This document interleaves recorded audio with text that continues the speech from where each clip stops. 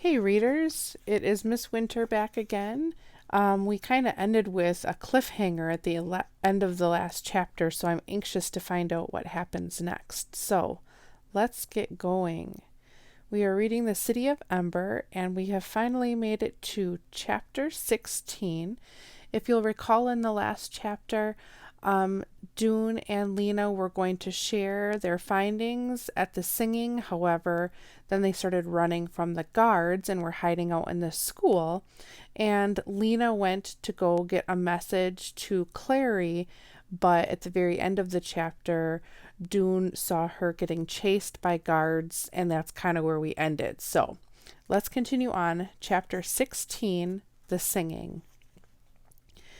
When Lena heard the guards shout, terror shot through her. She ran faster than she ever had before, her heart pounding wildly. Behind her, the guards kept up their shouting, and she knew that if other guards were nearby, they would come running. She had to find a hiding place. Ahead of her was Bilbolio Square. Was there a spot she could duck into? And like an answer, Dune's words came back to her. The library. It's almost always open, even on holidays. She didn't have time to think. She didn't ask herself whether Edward Pocket would be willing to hide her, or whether there would even be a good place to hide in the library. She just ran for the passageway that led to the library door and darted down it. But the library door wouldn't open. She turned the knob frantically. She pulled and pushed, and then, at the same time that she heard the running footsteps of the guards coming into the square, she saw the small handwritten sign stuck to the door, closed for the singing. The guards were very near now. If she ran, they would see her. She flattened herself against the wall, hoping they wouldn't think to look in the library passage. But they did. "Here she is!" yelled one of the guards. She tried to shoot past him, but the passage was too narrow, and he caught her by the arm. She pulled and twisted and kicked, but the chief guard had her now, too. He gripped her other arm with fingers that felt like iron. "Stop your struggling!" he shouted. Lena reached up and grabbed a handful of his wiry beard. She pulled with all her might, and the chief guard roared, but he didn't let go. He yanked her forward, almost off the ground, and the two guards dragged her across the square at an awkward, lopsided pace that made her stumble over her own feet. "You're hurting me," Lena said. "Don't hold so tight." "Don't you tell us what to do," said the chief guard. "We'll hold you tight till we get you where you're going." "Where is that?" said Lena. She was so enraged at her bad luck that she almost forgot to be afraid. "You're going to see the mayor, missy," said the chief guard. "He'll decide what to do with you." "But I haven't done anything wrong." "Spreading vicious rumors," said the guard, "telling dangerous lies calculated to cause civic unrest." "It's not a lie," she said, but the guard gripped her arm even more tightly and gave her a shove, so she stumbled sideways. "No talking," he said, and they walked the rest of the way in grim silence. A few people had already gathered in Harkin Square, though the workers were still getting it ready for the singing. Street sweepers crossed the square back and forth, pushing their brooms. Someone appeared at a second-floor window of a building on Gilly Street and unfurled one of the banners that was always displayed for the singing. A long piece of red cloth, faded after years of use, but still showing its design of wavy lines, representing the river, the source of all power. That was for the Song of the River. There would be a banner on the Broad Street side of the square, too, this one deep yellow gold with a design like a grid to represent the Song of the City, and another banner on the Otterwill side for the Song of Darkness, perfectly black except for a narrow yellow edge. The guards marched Lena up the steps of the gathering hall and through the wide doorway. They took her down the main corridor, opened the door at the end, and gave her one last push, a push that caused her to stagger forward in an undignified way and bump up against the back of a chair. It was the same room she'd been in that other, much happier day, her first day as a messenger. Nothing had changed. The frayed red curtains, the armchairs with the upholstery worn thin, the hideous mud-colored carpet. The portraits on the wall looked down at her sorrowfully. "Sit there," said the chief guard. He pointed at a small, hard-looking chair that faced the large armchair. Lena sat. Next to the chair was the small table she remembered from before, with the china teapot and a tray of china teacups with chips around their edges. The chief guard left the room. To find the mayor, Lena supposed. The other one stood silently with his arms folded across his chest. Nothing happened for a while. Lena tried to think about what she would say to the mayor, but her mind wouldn't work. Then the door to the front hall opened, and the mayor came in. It was the first time Lena had seen him up close since she had delivered Looper's message to him. He seemed even more immense. His baggy face was the color of a mushroom. He wore a black suit that stretched only far enough across his vast belly for one button to connect with its buttonhole. He moved ponderously across the room and settled into the armchair, filling it completely. Next to his chair was a table, and on the table was a brass bell the size of a fist. The mayor gazed for a moment at Lena with eyes that looked like the openings of tunnels, and then he turned to the guard. "Dismissed," he said, waving the back of his hand at him. "Return when I ring the bell." The guard left. The mayor swung his gaze back to Lena. "I am not surprised," he said. He lifted one arm and pointed a finger at Lena's face. "You have been in trouble before, going where you shouldn't." Lena started to speak, but the mayor held up his hand. It was an oddly small hand, with short fingers like ripe pea pods. "Curiosity," said the mayor, "a dangerous quality. Unhealthy, especially regrettable in one so young." "I'm 12, said Lena. "Silence," said the mayor. "I am speaking." He wriggled slightly from side to side, wedging himself more firmly into the chair. He'll need to be pried out of it, Lena thought. "Ember, as you know," the mayor went on, "is in a time of difficulty. Extraordinary measures are necessary. This is a time when citizens should be most loyal, most law-abiding, for the good of all." Lena said nothing. She watched how the flesh under the mayor's chin bulged in and out as he spoke, and then she turned her eyes from this unpleasant sight and looked carefully around the room. She was thinking now, calculating, but not about what the mayor was saying. "The duties of a mayor," said the mayor, "are complex, cannot be understood by regular citizens, particularly children. That is why," he went on, leaning slightly forward so that his stomach pushed farther out along his lap, "certain things must remain hidden from the public. The public would not understand. The public must have faith," said the mayor, once again holding up his hand, this time with a finger pointing to the ceiling, "that all is being done for their benefit, for their own good." "Hogwash," said Lena. The mayor jerked backward. His eyebrows came down over his eyes, making them into dark slits. "What?" he said. "Surely I heard you incorrectly." "I said hogwash," said Lena. "It means—" "Do not presume to tell me what it means," the mayor cried. "Impudence will make things worse for you." He was breathing heavily, and his words came out with spaces between them. A misguided child, such as yourself, requires a forceful lesson. His short fingers gripped the arms of the chair. Perhaps, he said, your curiosity has led you to wonder about the prison room. What could it be like, eh? Dark, cold, uncomfortable?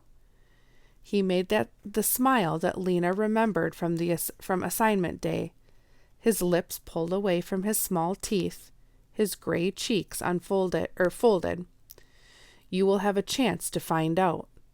You will become closely acquainted with the prison room.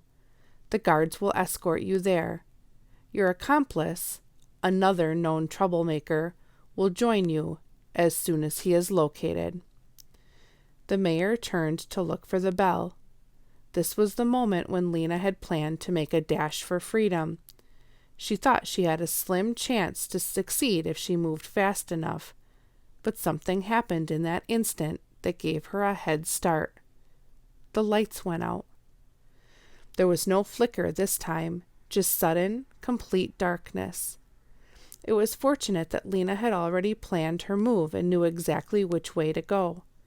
She leapt up, knocking over her chair. With her arm, she made a wide swipe and knocked over the table next to the chair as well. The furniture thumping to the floor, the teapot shattering, and the mayor's enraged shouts made a clamor that covered the sound of her footsteps as she dashed to the stairway door. Was it unlocked? She reached for the knob. Grunts and squeaks told her that the mayor was struggling to rise from his chair. She turned the knob and pulled, and the door sprang open. She closed the door behind her and leapt upward 2 steps at a time. Even in the pitch dark, she could climb stairs. In the room, the bell clanged and clanged, and the mayor bellowed. When she got to the first landing, she heard the guards shouting. There was a crash. Someone must have fallen over the toppled chair or table. "Where is she?" someone yelled. "Must have run out the door." Did they know which door? She didn't hear footsteps behind her.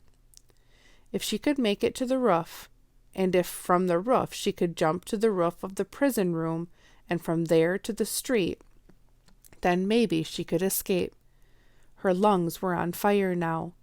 Her breath was burning her throat, but she climbed without stopping, and when she came to the top, she burst through the door to the roof and ran out.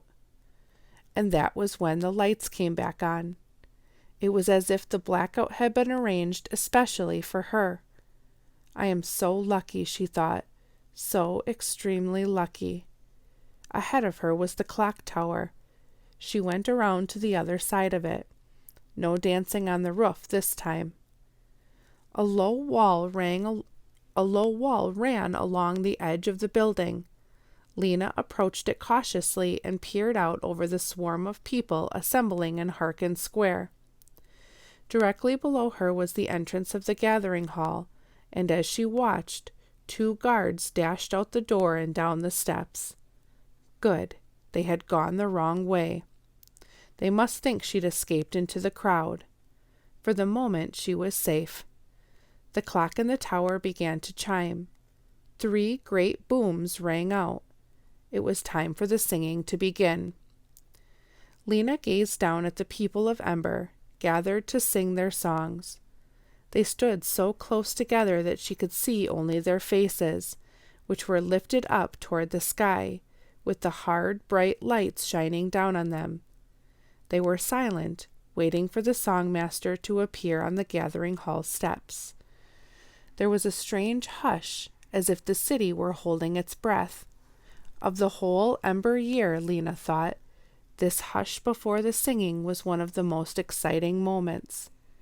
She remembered other years, when she had stood with her parents, too short to see the songmaster's signal, too short to see anything but people's backs and legs, and waited for the first note to thunder out. She felt her heart move at that moment every year. The sound would rise in waves around her like water, almost as if it could lift her off the ground. Now suddenly the moment came again. From hundreds of voices rose the first notes of the song of the city, deep and strong. She felt as she had all the years before, a quivering inside, as though a string under her ribs had been plucked, and a rush of joy and sadness mixed together. The deep, rumbling chords of the song filled Harkin Square. Lena felt that she might step off the edge of the building and walk across the air, it seemed so solid with sound. The song of the city was long. There were verses about streets of light and walls of stone, about citizens with sturdy hearts, about stored abundance never ending. Not true, Lena thought. But at last the song of the city wound down to its end. The singers held the final note, which grew softer and softer, and then there was silence again. Lena looked out at the lighted streets spreading away in every direction, the streets she knew so well. She loved her city, worn out and crumbling though it was. She looked up at the clock, 10 minutes after 3. Doone would be getting ready to leave for the pipeworks. She didn't know whether he'd seen her being captured. If he had, he would be wondering if she'd been locked into the prison room. He'd be wondering if he should try to rescue her, or if he should go down the river by himself. She should be hurrying to join him, but a sadness held her back, like a heavy stone in her chest. She bent her face into the palms of her hands and pressed hard against her closed eyes. How could she go away from Ember and leave Poppy behind? Because if she went, she must leave Poppy behind, mustn't she? How could she take her on a journey of such danger? The song of the river startled her when it began. The men's voices, low and rolling, swelling with power, and then the women's voices coming in above with a complicated melody that seemed to fight the current. Lena listened, unable to move. The song of the river made her uneasy. It always had. With its rolling, relentless rhythm, it seemed to urge her onward, saying, "Go down, go away, go now." The more she listened, the more she felt something like the motion of the river in her stomach, a churning, sickening feeling. Then came the song of darkness, the last of the 3 songs, and the one most filled with longing and majesty. The soul of Ember was in this song. Its tremendous chords held all the sorrow and all the strength of the people of the city. The song reached its climax. Darkness like an endless night, sang the hundreds of voices, so powerfully the air seemed to shiver. And at that moment, the lights once more went out. The voices faltered, but only for an instant. Then they rose again in the darkness, stronger even than before. Lena sang too. She stood up and sang with all her might into the deep, solid blackness. The last notes echoed and faded into a terrible silence. Lena stood utterly still. Will it end like this, she thought, at the finish of the last song? She felt the cold stone of the clock tower behind her back. She waited. Then an idea came to her that made her skin prickle. What if she were to shout into the silence right now? What if she were to say, "Listen, people, we found the way out of Ember. It's the river. We go on the river." She could announce the astounding news, just as she and Doone had planned to do, and then what would happen? Would the guards rush to the roof and seize her? Would the people in the square think her news was just a child's wishful thinking, or would they listen and be saved? She could feel the words pushing upward in her throat. She wanted so much to say them. She took a deep breath and leaned forward. But before she could speak, a rumble of voices arose below. Someone shouted, Don't move!" And someone else shrieked. The rumble rose to a roar, and then cries flew into the darkness from everywhere. The crowd was erupting into panic. There was no hope of being heard now. Lena clutched the edge of the clock tower as if the tumult below might cause her to fall. She strained her eyes against the darkness. Without light, she could go nowhere. "Lights, come back on," she prayed. "Come back on." Then she saw something. At first, she thought her eyes were tricking her. She closed them tightly and opened them again. It was still there, a tiny point of light moving. As she watched, it moved along slowly in a straight line. Then it turned and moved in a straight line again. Was it on River Road? She couldn't tell. But suddenly she knew what it was. It was Doone with a candle. Doone going toward the pipeworks in the dark. And she wanted to go too.